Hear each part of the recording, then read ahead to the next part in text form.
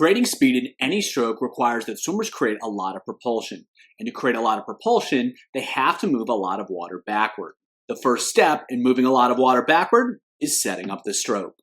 Hi everyone, Andrew here, helping you help your swimmers get faster. In this video, we're going to take a look at how several different swimmers set up their stroke, and while the specific movements that they use are going to be slightly different, it's the same underlying principle which guides how they execute and set up their strokes. What's the purpose of setting up the stroke in freestyle? Swimmers are trying to position their arm in a way that gets a big surface area facing backwards, and they're trying to do that as early as possible within the stroke. They're also trying to set up the stroke as smoothly as possible so that whatever water is coming with them once they enter, they're taking that with them throughout the rest of the stroke cycle. And lastly, they're trying to set up the stroke within the time constraints that they have depending on the event that they're swimming. So it's all about moving as much water as possible. Swimmers have to create a big surface area facing backwards, and they have to go from their arm moving forward to set that up so it's facing backwards. They need to do that smoothly, and they need to do that within the time constraints of their races. Let's check it out. So if we watch this swimmer here, what he's going to do is he's going to get that arm facing backwards as much as he can, and he's going to get as much of it facing backwards as he can. And so if we watch, upon entry here, he's going to be smooth. He's going to smoothly transition to that position. And if you notice, you watch his elbow is not moving back until right there when he starts the pull once everything is facing backwards. So he's very patient here, and especially over longer distances, there's more time to set things up. He's taking a lot of time to set things up, but then he's getting into that position. He's not pulling until everything is facing backwards, and then he's letting it rip. So again, the key consideration is getting the hand down, keeping the elbow up, and so that's where the concept of a high elbow comes from. It's not so much that the elbow has to be high in the water, it's that it has to be high relative to the hand. That's what's most important. This swimmer does happen to have it high in the water as well, and as we'll see with other swimmers, that's not always the case. But they always have it high relative to the hand. And then once he's in that position, now he can apply pressure to the water and then pull backwards. So again, a patient setup of the stroke. The hand goes down, the elbow stays up, it's a rotational movement, and then everything is pulled back, pressure is applied back, and the swimmer is going to move forward. So if this swimmer started pulling right here, he does have some surface area facing backwards, but not nearly as much as he does here. And so by being a little bit patient in setting up the stroke, taking the time to set up the stroke, he's actually able to get a more effective pull. So if we watch our next swimmer here, we're going to see the same things, except this swimmer is not going to be quite as patient. She's going to get into it a little bit sooner. But what we see is hand is down, elbow is up, and she hasn't started moving the elbow back, and now she starts pulling. The setup of the stroke is a little bit more rounded. The previous swimmer had some pretty sharp right angles in terms of setting up the stroke and applying pressure backward. And they also were a lot more patient setting it up. This swimmer is going to get into it a little bit more, and it's going to be a more of a rounded position as opposed to a really sharp angled position. But in both cases, you can see that the hand is deeper than the elbow. The arm is pretty much straight up and down, so everything is facing backwards. And now she's going to apply pressure and hold that position throughout the whole stroke. So same concepts, same idea, slightly different application. So not taking quite as much time here, rounding it out, not quite as sharp with it. Again, not better or worse, just different, and then applying pressure backwards. So the catch can be something that's thought of as really, really complicated, but the setup of the stroke is very simple. It's all about rotating the hand down and in without moving the elbow very much. And then once that arm is in position, now swimmers are applying pressure. And so that's going to be the key skill that swimmers have to execute. They can execute it a little bit differently depending on the events they swim, depending on the range of motion they have, how long their arms are, those type of factors. It's going to be a little bit different, but in every case, there's going to be a little bit of patience in the front of the stroke. There's going to be a backward orientation of the arm, and then pressure is going to be applied backwards. Now, if we take a look at sprinters, the rules are the same.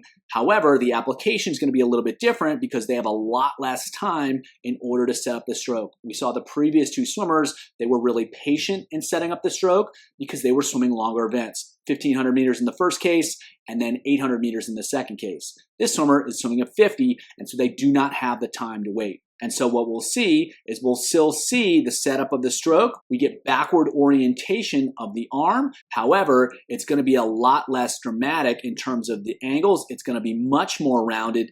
They're not going to get quite as much of a backward orientation because they simply don't have the time to set that up. But they're going to get deeper and they're going to hold the backward orientation like right there throughout the back of the stroke much better. And so the difference is because of the time constraint, they can't wait to get up into a perfectly backward facing position. They have to start applying pressure a little bit earlier. And so we'll see he still has a hook to the arm. It's still facing backwards, but it's not quite as dramatically backwards as we saw in the previous video and certainly the first video.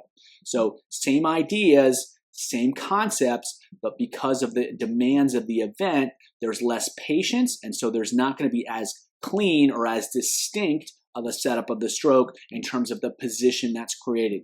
You can still see he goes from full extension here, the elbow pops up, the hand's moving down without the elbow moving back, but then he's starting to apply pressure before that hand gets all the way facing backwards. And so a little bit different context, but the same thing. Hand needs to end up deeper, the elbow is going to pop up and out to the side a bit, and then the swimmer is going to apply pressure back from there. So that's the key distinction here. It's the same idea. However, a lot of sprinters are going to be a lot less obvious with their setup of the stroke. It's not going to be quite as clear. It's still going to be there. You can still see it there, but it's not going to be quite as dramatic because they don't have time to wait and to get in those positions. They have to start applying pressure sooner. Another consideration here is what happens with the elbow. So when we saw from the side, we could see how the hand dropped down and the elbow stayed more or less in position. It's a little misleading. What's actually happening if we watch from the front here is when the elbow stays up, you can see that it starts to pop out to the side. And so that allows swimmers to get into a strong position to create a lot of force with. And so when the hand is rotating down, it's also rotating in and the elbow is popping out a little bit. And so the setup of the stroke not only includes the hand going down, but as you can see here, the elbow is going to slide out a little bit, which facilitates that position as well. And so that is the other key component. The hand is dropping down, the elbow is popping out, and that allows swimmers to not only create a big surface area, but to be in a position where they can create a lot of propulsion by contracting the muscles of the chest and the back. So if we watch this one more time here, you can see the arm enters straight and then the elbow pops out to the side as the swimmer sets up the stroke right there, and then they start applying pressure backwards. So the hand is going down, the elbow is going out, and that rotational movement creates the backward surface area that we're looking for. And now the swimmer is in position where when they squeeze that elbow into the body, they can create a lot of propulsion with that movement. So the previous swimmer was a middle distance swimmer. We can see the same thing here with the sprinters. It's a little bit more turbulence and it's a little bit tougher to see, but you can see the arm is straight there. We saw how the hand goes down in all the other videos. Right there, you can see the elbow is going out to the side. And so again, it's the same thing in the sprints. Right there, elbow's traveling out. You can see how far out it gets right there. And then back to the other side, elbow pops out. And again, elbow pops out. And so it's the same basic idea in all swimmers. Swimming freestyle effectively, it changes slightly in terms of what they actually do depending on the race distance. But the hand is going down, the elbow is going out, and that's creating a big surface area. And it's a smooth transition to that position. So now the arm is facing backwards. Swimmers can move water backwards, and they're in position where they can create a lot of propulsion with the strongest muscles of their upper body. So while it can seem like a complicated movement, it's ultimately simple. Get the hand deep, get the elbow out to the side. Once everything is facing backwards, start applying pressure, and that's how swimmers are going to maximize the amount of propulsion that they can create by setting up the stroke effectively. If backstrokers want to go fast, they have to create a lot of propulsion. If they want to create a lot of propulsion, they have to move a lot of water backward. And if they want to move a lot of water backward, they have to effectively set up the stroke. In this video, we'll take a look at how elite backstrokers do set up the stroke and the commonalities amongst all elite backstrokers. Creating a lot of propulsion is one of the foundational and fundamental skills in swimming fast backstroke. Swimmers have to be able to position their arm in a way that allows them to move a lot of water backwards so that they can move forward. So what's required is that backstrokers are able to transition from the arm recovery to the entry and then into positions from which they can create a lot of propulsion. The faster a backstroker is able to set up the stroke, the more effectively a backstroker is able to set up the stroke, the faster they're going to be able to swim. So when backstrokers enter the water, their hands, their fingertips are going to be pointed towards the other end of the pool. And then they have to transition into a position that allows them to move water backwards. So how do they do that? Well, the first thing you're going to see is that the elbow is going to bend. The hand is going to stay at more or less the same depth. The elbow is going to drop down. And then relatively speaking, it's not going to move backwards. The hand's going to catch up. And then once everything is facing backwards, swimmers are going to pull backwards from that position.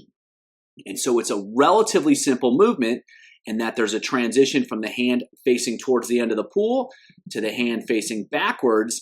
And then during that transition, the swimmer is not yet pulling back. They're just repositioning the forearm.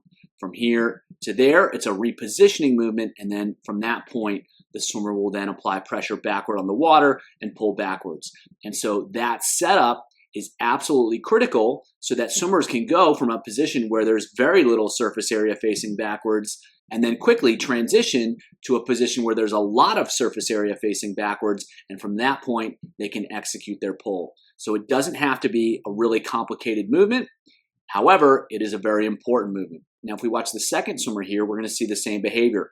The fingertips are pointed towards the opposite end of the pool. From there, the elbow bends. It's going to drop down a little bit, but it does not move backwards. The hand moves backwards to get even with the elbow. And then from that position, everything is going to move backwards, and there's going to be a backwards application of pressure. So simple, not necessarily easy to do, especially at high speeds, but it's a transition to set up an effective pulling position. And once they're in that position, they can apply pressure backwards, let it rip, and that's going to help them move down the pool with a lot of speed. So we have another great example here. Upon entry, the hand is facing towards the opposite end of the pool. And then you can see that elbow from right there is not moving backwards, but the hand is getting repositioned. The forearm is traveling backwards until it's facing backwards, and there's a big surface area to pull with. And so it's that transition there which sets up the pull. And then from there, the swimmer can apply pressure backwards and move themselves down the pool. So it's a very simple movement. Fingertips are pointing towards the opposite end of the pool. They need to transition to be pointing towards the side of the pool. And then the forearm is going to be facing backwards, and there's not much backward motion of the elbow. The swimmer has not started pulling until right about there, but by that time there, they've already gotten the arm in position, and so now they can apply pressure into the water, and because the arm is facing backwards, that's going to move them forwards. So it's all about getting that transition from fingertips pointing forward to the side without starting the pull. That's going to get that big surface area facing backwards, and then from there, swimmers can let it rip and pull straight back. Really simple movement, very difficult to do at high speeds because too many swimmers are going to start pulling as soon as the hand hits the water, when really it needs to be a repositioning right there, and then swimmers can start to apply pressure. So separating those two motions and then making that happen at really, really fast speeds can be difficult to do, but that's ultimately what swimmers need to do, is to set up the stroke, and once the stroke is set up, then they can apply pressure, then they can let it rip, and that's going to help them create a lot of speed. This is a particularly difficult skill to execute, especially when trying to swim really, really fast. And so this is a 50-meter race. This is a world championship final, and what we'll see, the swimmer enters, fingertips are pointing towards the opposite end of the pool, and then they're going to get that hand facing backwards as much as possible before applying pressure. And so they move from here to there with very little backward movement of the elbow. So the arm itself has not started to pull back yet. And then at that position, they start to pull with. So even at really, really fast speeds, at really, really high rates, there's some patience. Swimmers still have to reposition the arm before they can let it rip. And that's absolutely critical in order to create a lot of propulsion. So we can see that again there. Now the forearm, the hand are facing backwards, and then we get an application of pressure. So patient setup, and then once it's set up, now we get our pull. So even at really high stroke rates, swimmers have to take the time to set up the stroke before they start to apply pressure, before they start to pull. Now, to see it with a different swimmer from a different angle, we'll still see the same dynamics happening. And so we're going to get the entry here. The fingertips are pointed towards the opposite end of the pool. The elbow does not move back at all, really. Swimmer's got the whole arm facing backwards here, and now they're going to pull backwards from that position. Now, in order to make that happen, what we'll see is the elbow is going to drop down a little bit. So you've heard the high elbow catch in freestyle. Well, it's the low elbow catch in backstroke. It's the same basic idea. It allows swimmers to reposition the arm so that it's all facing backwards, and then swimmers can pull backwards.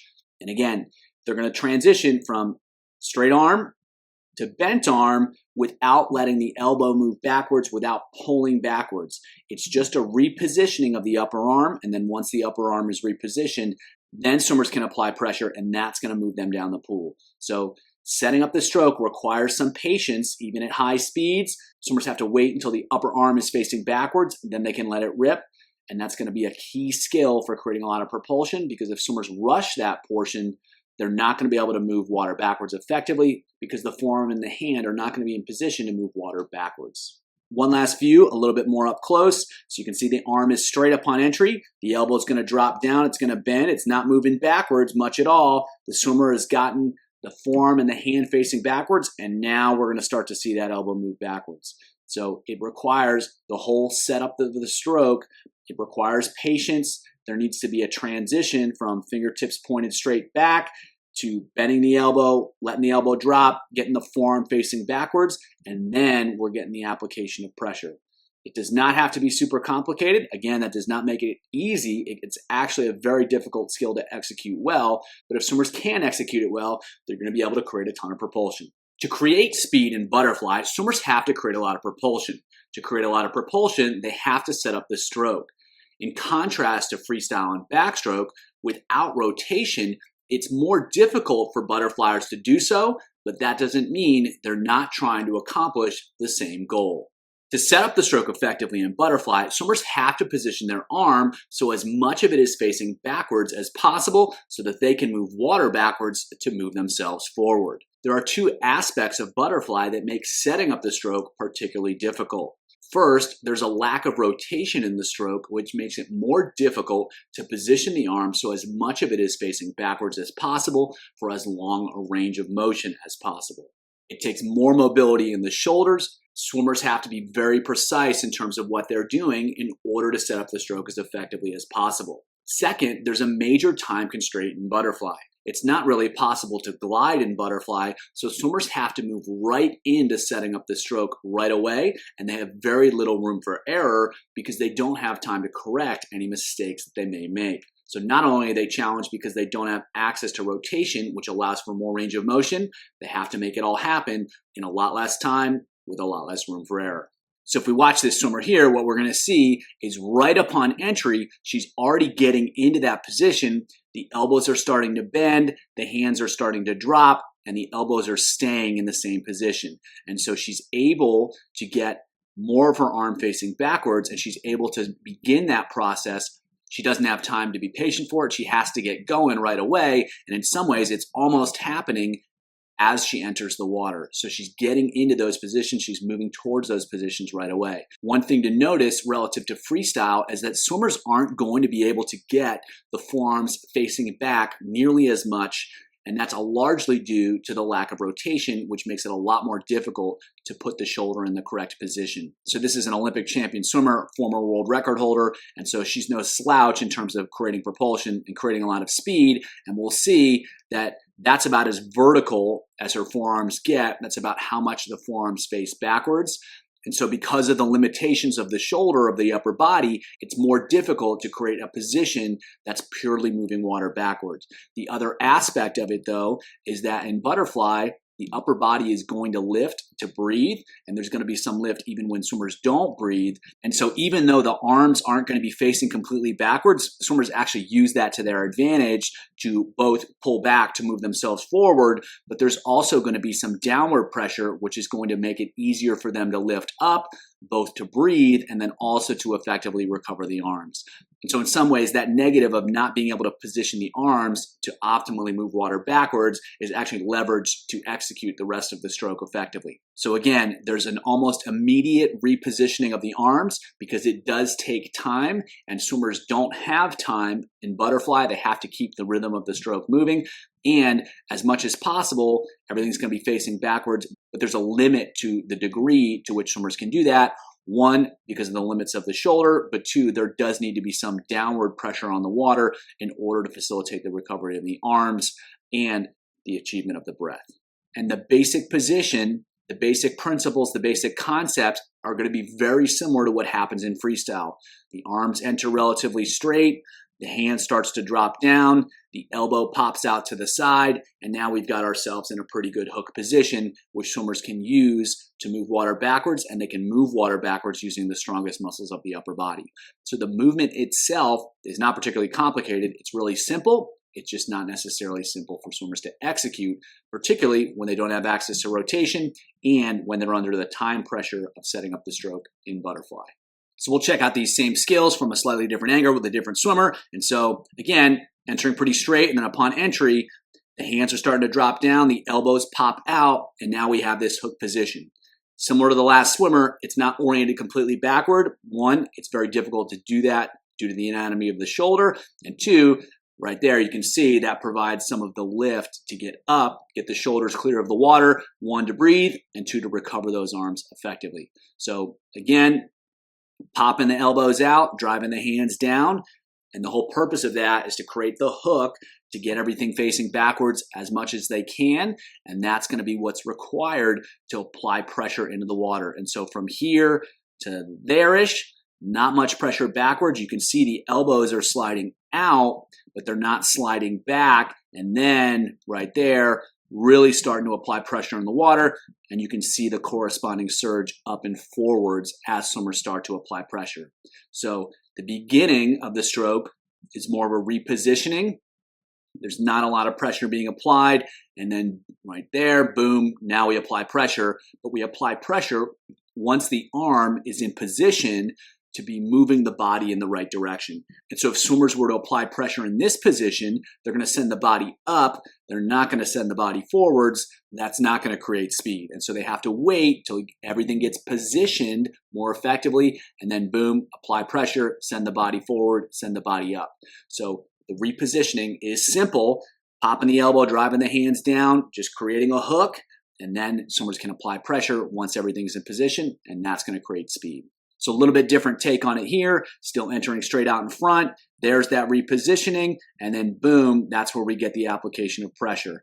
And so from here to there, not much movement back of the elbow. It's popping out to the side. The hands are driving down, and then boom, that's where the application of pressure comes, and that's where you see the surge both forwards and up. So this swimmer is going to go a little bit wider here than the others. She's sliding out a little bit more. It's still that same basic position, and there will be individual differences based upon limb length, based upon range of motion, based upon strength, and other factors that we can't necessarily predict or even account for. So swimmers will be different, but the idea is, can they access the same basic position where the elbow is out to the side, it's up higher than the hand is deep, the forearm is facing relatively backwards, and then from that position, swimmers are applying pressure to surge themselves forward and up in the butterfly's case so that they can move down the pool, they can recover the arms, they can breathe.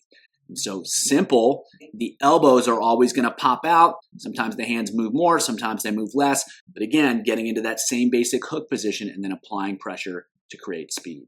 So we'll see the same dynamics here. So again, pretty straight on entry.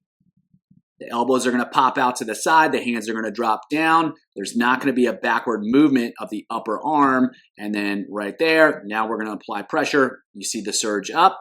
You see the surge forwards. So again, same principles, slightly different execution. The swimmer has their hands pitched out to the side a little bit more. They're a little bit wider, but they're going to perform the same basic motion. They're going to reorient the forearm from a straight position, facing straight down, and then it's going to be facing relatively backwards from this point on, and then they're going to apply pressure, and that's going to send them down the pool. So that is all it is. It's a repositioning of the forearm and the hand from facing down towards the bottom of the pool to relatively backwards, and then from there, swimmers can apply pressure to create speed. And so that is the key concept here. It's how can swimmers transition from their entry to their pull as seamlessly as possible. They've got to pop the elbows out to the side, drive the hands down, rotate everything around, and once they do, they're going to be able to apply pressure there in a way that's going to move them forwards and then up, which is what they need to do to swim effectively. So it's all about setting things up quickly, setting things up well, and that's going to help swimmers create as much speed as possible. While it may not seem like it, setting up the stroke in breaststroke is very similar to setting up the stroke in freestyle, butterfly, and backstroke. The principles are the same, so the strategies are the same. Let's find out why the initial phases of breaststroke may look very different, but are actually very similar. To move through the water, swimmers have to create propulsion, and in every stroke, they have to position their arms in a way that maximizes the amount of propulsion that they can create. Because water is water and the upper body is the upper body, swimmers will use similar strategies across the strokes. As compared to the other strokes, breaststroke looks the most visually different. But in reality, setting up the stroke is actually very, very similar. Why is that the case? Because of the initial starting positions. Relative to freestyle and butterfly, swimmers will start with the hands together at the beginning of the breaststroke pull, whereas in freestyle and butterfly, the hands are about shoulder width. So in order to set up the stroke in a manner that's similar to freestyle and butterfly, swimmers have to move the hands out until they get wider than the shoulders, just like they do in freestyle and butterfly, and that lateral movement at the beginning of the stroke creates a very different visual feel.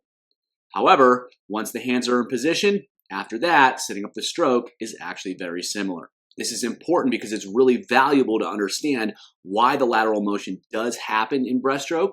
And if we realize that setting up the stroke is very similar across all the strokes, we can use very similar strategies to help swimmers learn how to improve the setup of their stroke. Let's check it out. So the first thing to notice here is that the swimmer is going to enter the water or reach full extension with the hands together. Whereas in freestyle and butterfly, those hands are going to be about shoulder width and in some cases a little bit wider. So swimmers are going to have to move from that initial position to a more lateral position so that they can start to set up the stroke. So the first movement is going to be out, and then once the swimmer gets out, once the swimmer's hands are shoulder width or a little bit wider, which is about here, then the process of setting up the stroke can begin. And once we get into this position, we've achieved the setup of the stroke with the hands down, the elbows popped out to the side, and now the swimmer has their forearm facing backwards. And so the initial movement here is just to get into position to set up the stroke, and then from that position, the hands can go down, the elbows can go out, and swimmers can get the forearm facing backwards. So it's this initial piece and this initial slide out of the hands that makes breaststroke pulling look so much different. But once that movement is accounted for, the actual setup of the stroke is very, very similar compared to the other strokes. So if we get into this position here, this looks very much like a butterfly position. The hands are down, the elbows are out and up, and the forearms are facing backwards. And so from this position, it's very difficult to tell if this swimmer is swimming butterfly or breaststroke. And again, once swimmers move the hands out, setting up the stroke is very, very similar with breaststroke and butterfly. If we compare this swimmer here, this is going to be butterfly, and this position that he got into is very, very similar to what we just saw in breaststroke. You can see the chest's up, the hands are pointing down, the elbows are out to the side, and now we're in a position to move water backward. And it's not too surprising considering that butterfly evolved out of breaststroke.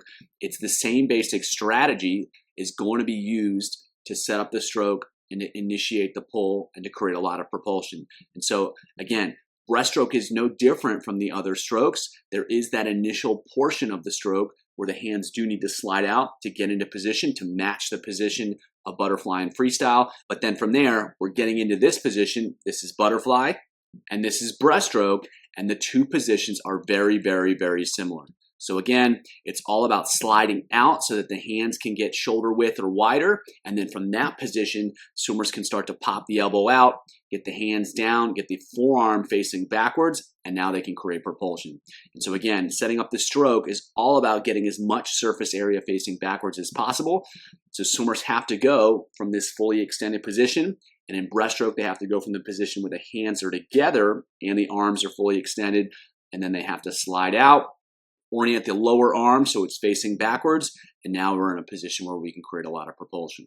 So we'll take a look at another swimmer executing these same skills in a slightly different way. So she's getting full extension out in front, the hands are together, she's got to slide out here, and then she slides out a little bit more abruptly, and then she's getting into that position again. She's going from the hands and the arms facing down towards the bottom of the pool to getting the hands and the lower arms facing backwards so that she can create propulsion. And again, this is very similar to a butterfly position. She's got everything facing backwards. She's using the upper body to create all that propulsion. She's squeezing back and in, and then that's where we're going to get the pull from. And so again, starting with everything together, sliding out, executing the catch, and then getting into those positions. So again, very, very similar to butterfly, very similar to freestyle, because the upper body, the anatomy that we're dealing with as humans is the same in every case, and the properties of the water are the same, so the same strategies are going to be effective.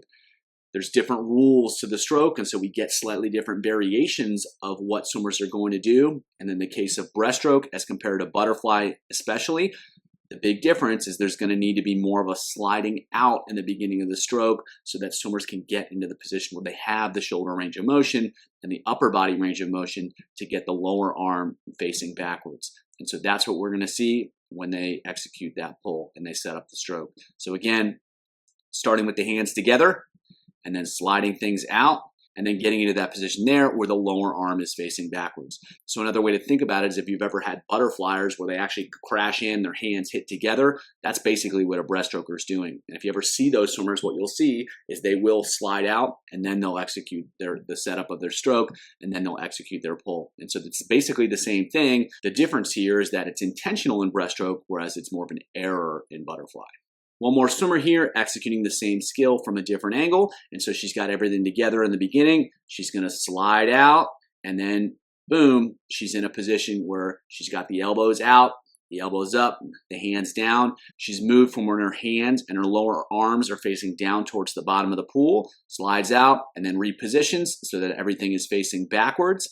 And now she's in a position to create a lot of propulsion to move water backward. And just like with our other swimmers, from here, it's kind of difficult to tell, is this a butterfly or a breaststroker? They're using the same basic strategy. Again, the main difference is this initial position where swimmers have to slide out so that they can get into a good position, and then boom, they can execute the setup of the stroke. They can get ready to create propulsion, and then from that point on, they can apply pressure to the water to send themselves forward. So again, in all the strokes, swimmers are dealing with the same physical properties of the water. They're dealing with the same structure of their upper body, and so they're going to select relatively similar strategies in order to set up the stroke, in order to create as much propulsion as possible. The rules of the strokes are going to require swimmers to use slightly different strategies, but the main component, the main position swimmers are going to get into, something pretty similar like this in every stroke, are going to be very, very similar, because that's what allows swimmers to use their upper body to work with the water to create as much propulsion as possible, which allows them to create as much speed as possible.